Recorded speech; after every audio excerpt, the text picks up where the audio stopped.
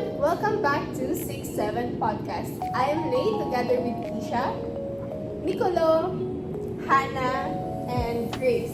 So today we are talking about something every Filipino has probably experienced at least once in their lifetime, which is baha. Okay, quick question lang guys. Sino dito ang na-stranded na dahil sa baha? Lahat. Ako, last year, papunta ako sa school. Wala pang isang oras na umuulan pero hanggang tuhod na agad yung baha. Ang ending, walang klase. Same. Ang nakakainis pa, parang expected na siya. Kapag may weather forecast na malakas ang ulan, automatic na iisipin natin na siguro bahala naman. Exactly. That is why we actually choose this topic. Kasi ang tanong talaga is bakit parang walang nagbabago at pareho na lang nangyayari. Billions of pesos ang ginagastos para sa flood control projects. So bakit wala pa rin nagbabago? Ganito kasi yun. Unang-una, hindi naman natin pwedeng sustain ng ulan. Totoo naman na vulnerable ang Pilipinas sa bagyo dahil sa location natin eh. Around 20 tropical cyclones enter the country every year. Pero according to the reports from the Commission of Audit, may ilang flood control projects na may defects, delays, or hindi maayos yung implementation. Wait, so ibig sabihin ba na kahit may budget, posible hindi talaga naging effective yung projects? Exactly. Hindi ibig sabihin na lahat ng projects ay failed. Marami ang successful projects, pero ang concern is bakit may mga lugar na ulit-ulit pa rin binabaha despite continuous spending. Honestly, yun din yung iniisip ng mga maraming Pilipino dito. Kapag narinig natin na may bagong flood control project, ang expectation natin mababawas, di ba? Pero iba, kasi walang improvement na nangyayari. Nataragan na lang na magtanong tayo sa mga taxpayers. Okay. Which brings us to ethical of this issue. Hindi lang pala ito ang engineering problem. Kaya pupunta tayo kung bakit considered ito na ethical issue. Kasi involve yung public money. Lahat tayo nagbabayad ng taxes. So kapag may pondong inilalaan para sa flood control, ay hindi nagagamit ng maayos. Hindi lang pera ang nawawala dito. Ang nawawala din ay tiwala ng tao sa gobyerno. And higit pa doon, may epekto talaga sa buhay ng tao eh. May nawawala ng bahay, may mga estudyante hindi makapasok, may mga negosyo nagsasara kapag bumabaha. So ang consequences ay hindi lang financial. Human lives are affected also. Exactly. That's why we can apply the ethical principle of justice. Kasi every Filipino deserves equal protection from public services. Kung ang proyekto ay hindi maayos ang implementation dahil sa negligence o corruption, unfair iyon para sa mga taong umaasa rito. I'd also like to add another ethical perspective, yung deontology. This theory states that people should do what's right because it is their duty. So, government officials have a responsibility to use public funds honestly. Hindi siya dapat inuuna ang politics or yung personal interest. Yes.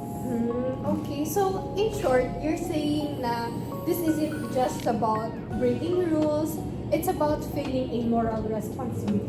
Yes, because the public office is a public trust. That's a really important point, okay?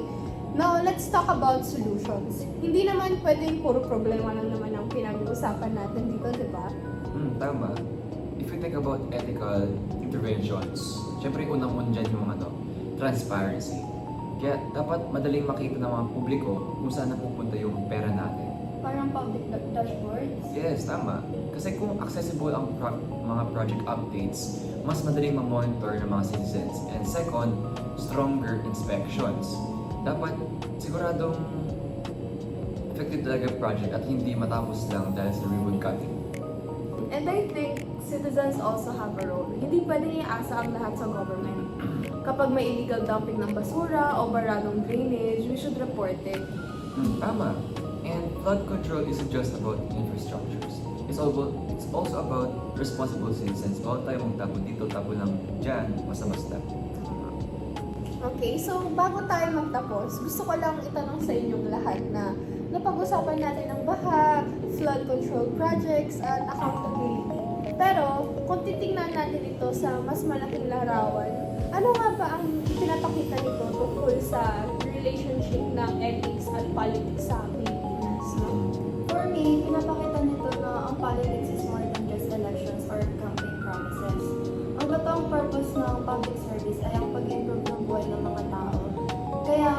kapag may proyekto tulad ng flood control, hindi dapat iniisip kung paano ito makakatulong sa emisyon sa politiko, kundi kung paano ito mapoprotektahan ang mga komunidad. Doon pupasok ang ethics na doing what's right because people are depending on you. Yes, tama ka dyan. At bilang taxpayers, natural lang na magtanong tayo kung paano ginagamit ang pondo ng bayan. Hindi ibig sabihin ito na puro mali ang ginagawa ng gobyerno kasi may mga proyekto rin namang naging successful at maraming public servants ang seryosong nagtatrabaho. Pero kapag may mga problema o kakulangan, mahalagang may transparency at accountability kasi sa huli, ang pinaka-apektado ay ang mga ordinaryong Pilipino. At hindi rin pwedeng gobyerno lang ang sisisihin natin. Bilang citizens, may responsibility din tayo. Halimbawa, tamang pagtatapon ng basura, pakikilahok sa community cleanup drives, magre-report ng mga maraming drainage, at pagiging mapuri sa isyong may kinalaman sa public projects. Bale, ethics is not just for the leaders, para rin naman to sa ating lahat. Agree ako dyan. Kaya kung solutions man ang usapan natin, kailangan talaga natin ng cooperation. Ang government should continue improving transparency, regular inspections din, at kikinig sa mga concerns ng mga local communities. Samantalang tayo naman bilang mga citizens, maging responsible tayo, informed, at active sa mga usapang nakaka-apekto sa ating komunidad. Kapag parehong ginagawa ng leaders at citizens ang mga kailangang mga tukurin, mas laki ang chance na magkakaroon tayo ng long-term solutions sa bahay. Yeah. I think that's the biggest takeaway natin today, no? Na ang flood control issue isn't just about building bigger drainage system or flood barriers.